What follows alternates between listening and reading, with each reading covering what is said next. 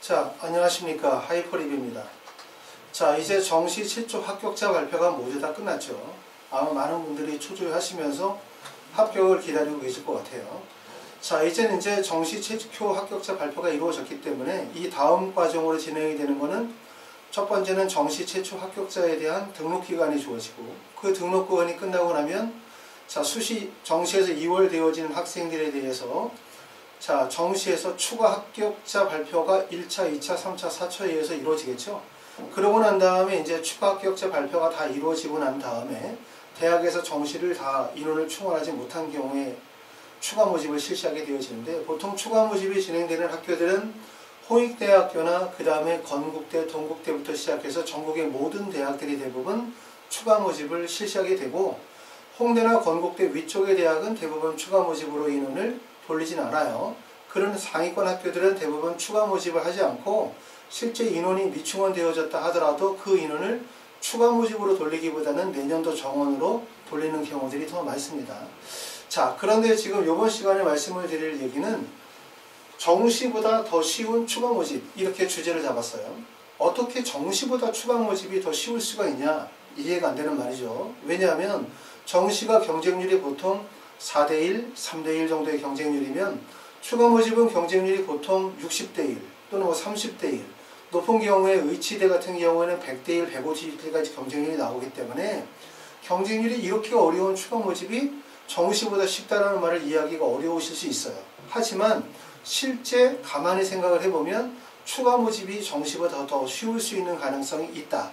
이 점이고, 이 점에 대해서 이번 시간에 말씀을 드렸는데, 자, 혹시 걱정돼서 말씀을 드리지만 제가 말씀을 드린다고 해서 이런 얘기를 실제 정시보다 추가 모집을 통해서 대학을 더 잘 갈 수 있다, 또는 예를 들어서 정시에서 어느 정도 대학을 붙었는데 그 정시 대학을 포기하고 추가 모집으로 더 좋은 대학을 노려보겠다, 이렇게 막연하게 계획을 세우시는 거는 어려워요.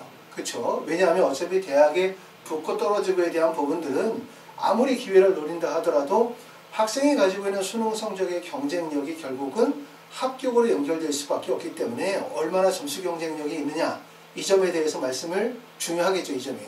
자, 그런데 이제 이렇게 말씀을 드리는 이유는 우리는 지금까지 추가 모집이라고 하는 것이 자체가 불가능하거나 무지 어렵거나 가능성이 없거나 또는 붙을 수 없거나 이렇게 부정적인 생각을 가졌지만, 실제 2020학년도의 추가 모집은 많이 다를 것이다 라고 하는 것을 말씀을 드려요. 그렇기 때문에 여러분이 요번에 만약에 정시에 불합격할 가능성이 높거나 지금 많이 낙담해 계시다고 한다면 요번에 2020학년도 추가 모집에 대해서 관심을 가져보실 필요가 있습니다. 자, 먼저 추가 모집이 우리가 기회가 된다고 말씀을 드리는 이유는 첫 번째 이유를 하나씩 생각을 해봐요. 제 말씀이 맞는지. 먼저 첫 번째는 뭐 때문에 그러냐면 수능 응시자와 재수생의 비율이 증가했다는 거예요. 결국은 뭐냐면 지금 보시면 17, 18, 19, 20년도로 가게 되어지면서 수능 응시자의 숫자가 어떻게 되고 있냐면 줄고 있다는 거죠. 그래서 2018년도에는 53만 1327명이었다가 2019년도에는 53만 220명이에요. 18년도와 19년도에는 수능 응시자의 인원의 숫자의 차이가 별로 없었지만 2020학년도 올해 같은 경우에는 48만 4,737명 정도이기 때문에 약 4만 5천 명 정도 인원이 급감했어요, 올해. 그쵸? 첫 번째 여러분이 눈여겨보실 점은 첫 번째는 수능 응시장의 숫자가 많이 줄었다, 올해. 첫 번째. 두 번째의 특징은 뭐냐면 거기에 따라서 재수생의 비율이 많이 늘었어요. 종전에 22.2%, 24.5%여서 올해는 28.3%인데 재수생의 숫자가 늘었다는 개념보다는 결과적으로 전체적으로 수능 응시생의 숫자가 줄다 보니까 재수생의 비율이 늘었다는 거죠. 그런데 이게 내년도로 가면 어떻게 될까라고 하면 2021학년도로 가게 되어지면 올해보다 정시 비율이 늘어나요. 자, 아시는 것처럼 여러분들이 최근에 이제 대입 공정화 방안이 발표가 되어지면서 2024학년도에 정시 비율을 40%를 목을 박아놨기 때문에 2021학년도 내년 같은 경우에도 대부분의 대학들이 정시에서 선발하는 비율이 30%나 그거보다 약간 상행하는 비율로 학생들을 선발하고 있기 때문에 내년도도 정시에서 재수생의 비율이 늘어날 가능성이 높아요. 왜? 정시가 늘어나기 때문에 기대 심리가 반영이 되어지는 거죠. 그렇기 때문에 재수생의 비차는 28.3%로 전년도보다 많이 증가하였지만 2021학년도는 재수생의 비율이 좀 더 늘어날 가능성이 높다. 이 재수생의 비율에서 여러분이 생각할 점은 뭐냐면 이건 2021학년도에 재수생의 숫자가 늘어날 가능성이 높다. 다시 말하면 올해 입시에서 합격을 했거나 불합격했거나 재수로 빠져나가는 학생들의 숫자가 늘어날 가능성이 높다는 거예요. 그러면 추가 모집으로 지원하는 우리의 경쟁자가 빠져나가고 줄어든다는 거죠. 그리고 여기서 말씀드린 거는 수능 응시자의 수가 올해 2020학년도에 전년도에 비해서 급감했다는 거죠.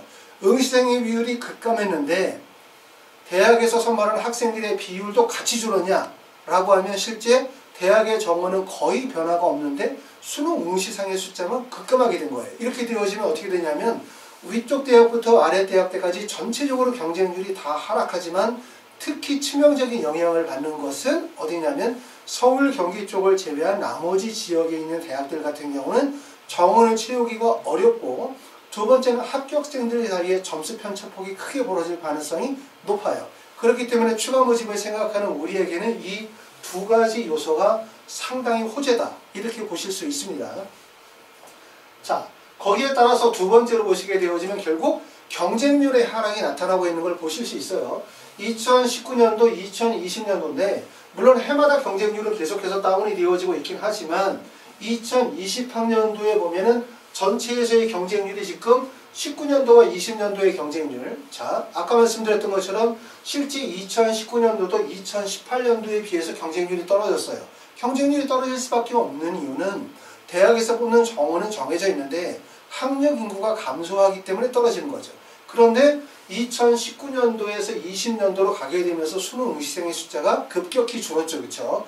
약 45,000명 정도, 약 8.8% 정도 비율이 줄다 보니까 결국 그게 경쟁률로 나타나게 되어지는데 지금 보시면 서울대부터 시작해서 세종대까지의 학교를 보면 거의 모든 대학들의 경쟁률이 다 줄어들었음을 알 수 있어요. 그래서 약 0.49% 정도 되어지는데 일부 경쟁률이 올라간 경우는 시립대의 나군 같은 경우 모집인원 53명 특이한 케이스죠. 그렇죠? 이건 이제 경쟁률의 하락의 하나의 예외가 될 수는 없을 것 같고 전체적으로 경쟁률이 하락하고 있다 이 점을 볼 수 있어요. 그러면 여기서 다시 지방 쪽으로 서울 경기 쪽의 학교에서 아래쪽으로 내려가게 되어지면 경쟁률의 하락폭이 상당히 커질 수밖에 없다는 거죠. 그래서 여러분이 이번에 우리가 추가 모집의 원서를 쓰게 되어지는데 기회가 된다고 생각할 수 있는 첫 번째 이유는 바로 뭐냐면 수능 응시생의 숫자가 2020학년도에 급감했다는 점. 그 다음에 두 번째는 재수생의 비율이 증가하고 있고 특히 2021학년도에는 정시의 비율이 더 확대가 되어지기 때문에 재수생의 숫자가 더 늘어날 가능성이 높다는 거예요. 그렇기 때문에 결과적으로 우리의 경쟁자가 줄어들 수밖에 없다. 이 점을 보시면 되고 그 다음에 이제 세 번째로 우리가 생각할 점은 조금 전에 말씀드렸던 것처럼 학생 수와 대학의 정원을 한번 비교를 해보자 라고 하면 우리가 2019학년도에 학생 수 숫자가 59만 1,845명이었는데 2020학년도에 52만 5,254명으로 많이 줄었어요. 그렇죠? 그러다 보니까 결국 정시의 경쟁률 하락으로 나타나게 되어졌는데 2021학년도 가게 되면 학생 숫자는 46만 1,349명 정도로 더 줄어요. 물론 여기서는 재수생의 비율이 반영이 된 건 아닙니다. 자, 그런데 4년대 대학의 정원을 보시게 되어지면 2019년도에는 34만 8,834명, 그 다음에 2024년도에 347만 866명, 2021년도에 347만 447명이니까 주목할 점들은 뭐냐면 학생 수는 급감하고 있죠. 59, 52, 46. 그런데 실제 대학의 정원은 34, 34, 34로 대학의 정원의 폭은 변화가 없다는 거예요. 그렇기 때문에 결국은 나타나는 현상은 뭐냐면 대학 정원은 그대로 있는데 실제 수험생의 숫자가 줄어든다는 얘기니까 그만큼의 공백이 발생이 되어질 수밖에 없고 그 공백이 발생이 되어진다는 것은 결국은 추가 합격의 대학이 확대될 가능성, 추가 합격의 학과들이 확대될 가능성, 그렇기 때문에 조금 전에 말씀드렸던 것처럼 정시보다 추가 모집이 더 커다란 기회가 될 가능성이 상당히 높다. 이 점에 대해서 주목하실 필요가 있습니다. 자, 그래서 조금 전에 얘기했었던 내용을 정리해서 말씀을 드리면 정시보다 더 쉬운 추가 모집이라는 것은 왜 그런 추가 모집이 더 쉬울 수밖에 없냐? 첫 번째, 수능 응시생의 숫자가 감소했다는 거예요. 그것도 대폭.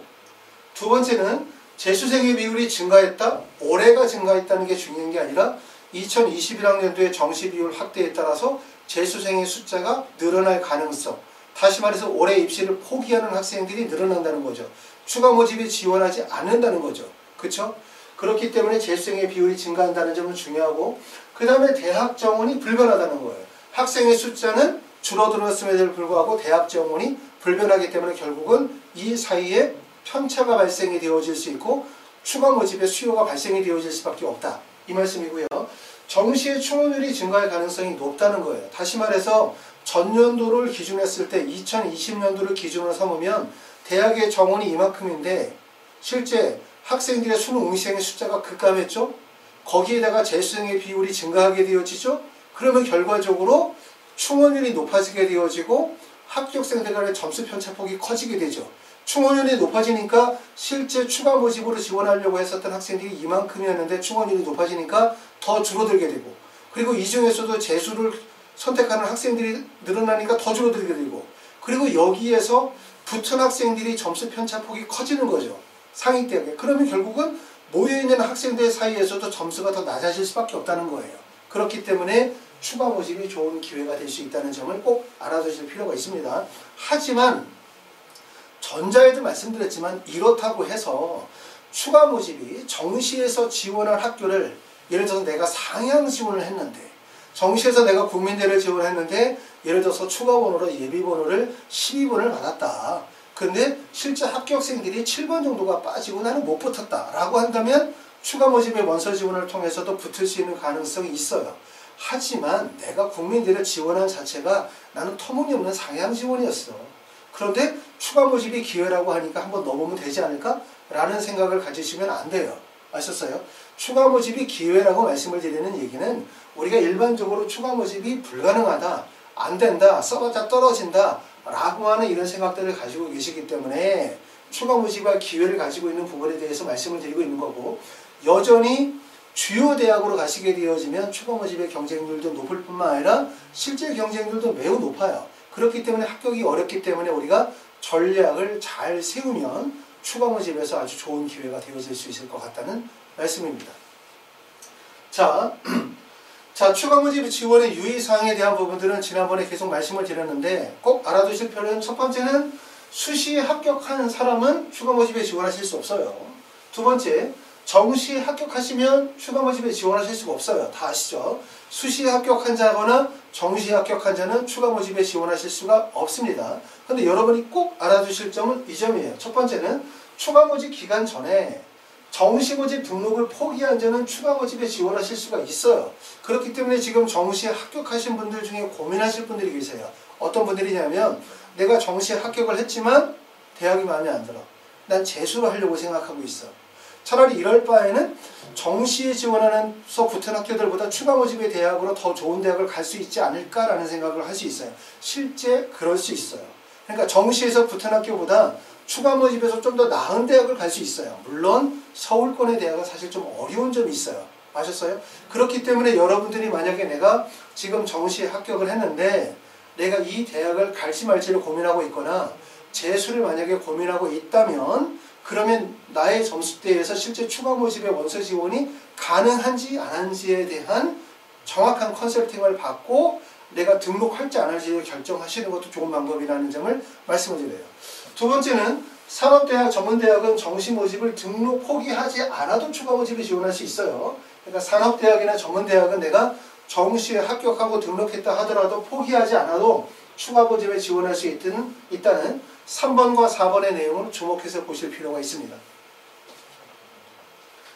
자, 2020학년도의 추가 모집은 지금 이제 우리가 2월 4일날 정시 최초 합격자 발표가 2월 4일날 이루어지고 난 다음에 지금 이제 등록 기간으로 들어가고 있는 거죠. 등록 기간이 끝나고 나면 추가 합격자 발표가 이루어지고 난 다음에 보통 2월 20일부터 추가 모집이 시작이 되어지는데, 저희가 진행하는 컨설팅은 일단 2월 10일부터 2월 20일 사이에 1차적으로 데이터를 정리해가지고 지원 가능한 대학에 대한 부분들을 먼저 1차 자료 정리를 다 끝내고요. 그러고 난 다음에 20일부터 추가 모집 기간으로 들어가게 되어지면 2020학년도 추가 모집 인원과 학과 데이터를 다시 받아서 그걸 다시 재정리해가지고 여러분들이 지원할 수 있는 대학, 학과에 대한 부분들을 확정하도록 할 거예요. 추가 모집은 물론 정시처럼 가나다군의 원서 지원의 횟수를 가지고 있지는 않아요. 하지만 어차피 내가 가지고 있는 수능 성적이나 수능 영역별 반영 비율을 따져보면 지원할 수 있는 대학의 폭이 제한되어져 있고, 그리고 한 대학에 한 학과밖에 원서를 못 쓴다는 사실이 되게 중요한 거죠. 내가 만약에 여러분이 세종대학교를 꼭 가고 싶다? 그럼 결국 한 번의 선택으로 결정을 해야 돼요. 언제 무슨 과를 어떻게 원서를 쓸 것인가에 대한 부분이 핵심이기 때문에 결국은 정확한 판단이 반드시 필요로 합니다. 자, 그 다음에 모집인원에 대한 부분들은 해마다 모집인원의 차이가 있어요. 2016년도부터 2019년도까지 작년도에 165개 대학에 7,437명인데 말씀을 드리지만 얼마나 많은 인원을 얼마나 많은 학교에서 뽑느냐라는 것도 중요하지만 실제 내 성적대에서 지원할 수 있는 대학의 폭이 얼마나 넓으냐가 더 핵심일 것 같아요. 그런데 2020학년도에 추가 모집의 대학과 학과는 확대될 가능성이 높다. 이 점에 대해서 말씀을 드릴 수 있습니다. 그렇기 때문에 추가 모집이 아주 훌륭한 기회가 될 수 있다는 점이고, 그렇기 때문에 정시에서 만약에 떨어진다 하더라도 너무 낙담하지 마세요. 정시에서 떨어지고 실제 추가 모집을 통해서 더 나은 대학을 갈 수 있는 가능성도 있습니다. 또 정시에 이번에 합격을 했다 하더라도 내가 대학에 대해서 불만족하고 있거나 아니면 재수에 대해서 고민하고 계신다면 추가 모집에 원서 지원을 할지 말지를 빨리 결정하셔야 돼요. 그쵸? 그 점에 대해서도 한번 생각을 해보도록 합시다. 자, 다음.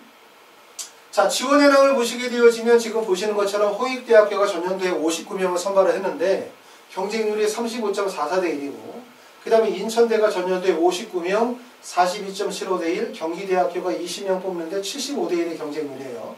그 다음에 계명대, 치대는 192대 1의 경쟁률을 가졌죠. 경쟁률이 너무너무 높잖아요.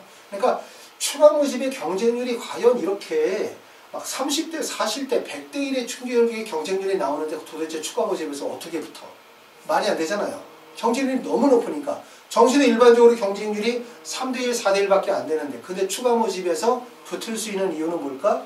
첫 번째, 정시 원서 지원은 3번의 원서 지원을 해요.